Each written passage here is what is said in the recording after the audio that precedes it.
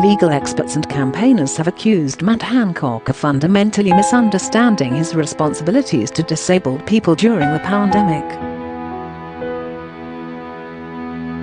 In a letter to the Health Secretary, Lib Dem leader Davey has shared legal advice arguing that the UK government is currently breaching international law in its treatment of some of the most vulnerable.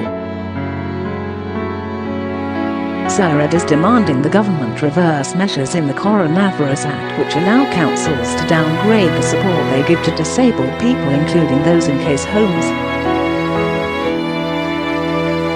Last week, Mr Hancock said that the change did not breach the European Convention on Human Rights. But Sir Ed, who is a carer for his disabled son, has shared legal advice which argues that changes to the Care Act breach the United Nations Convention on the Rights of Persons with Disabilities. Charities have reported on disabled people experiencing immense hardship since downgrade was enacted. Last month, a group of over 150 organisations including Disability Rights UK, Inclusion London, Liberty and Mine signed an open statement asking the government to withdraw the sections of the Act relating to disabled people.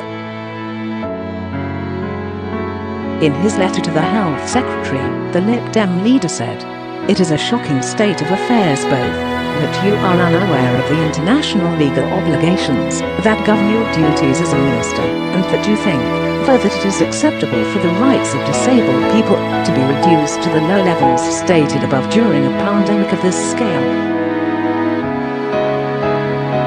This is a time to have disabled people at the heart of your policies. It is not a time to cast them aside in breach of international law, a subject that you most clearly do not understand at all." In the legal advice sent to Mr Hancock, Professor Luke Clements, Professor of Law and Social Justice at Leeds University said, "The Secretary of State fundamentally misunderstands the obligations of this country under international law as regards disabled people. The very fact that local authorities only have to comply with the ECHR under the social care easements is what leads to the breach of the United Nations Convention on the Rights of Persons with Disabilities. This international treaty by which the UK is bound rightly requires much higher levels of care than the basic protections provided by human rights law." Close quote. A government spokesman said, "We know how difficult the pandemic has been for disabled people and we are committed to supporting local authorities to provide the best possible care, prioritising the most urgent and acute needs. During lockdown we have provided a hardship funding for low-income families, an additional £3.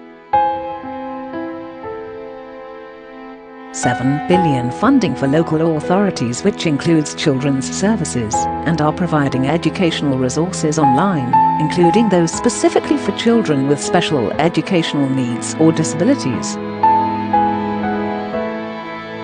We will continue to give MPs every opportunity to scrutinise decisions, including questioning the government's scientific advisers more regularly, having access to local data and holding daily calls with ministers."